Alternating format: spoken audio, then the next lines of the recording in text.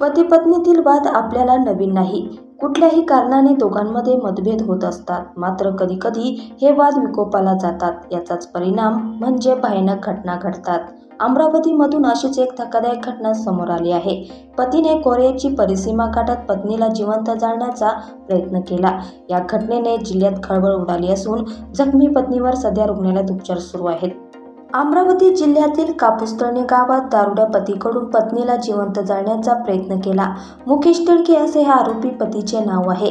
तू कामाला जात नाहीस, तू बदमाश आहे, तू माझ्याजवळ राहू नको म्हणत पतीने पत्नीला गॅसवर पेटून देण्याचा प्रयत्न केला.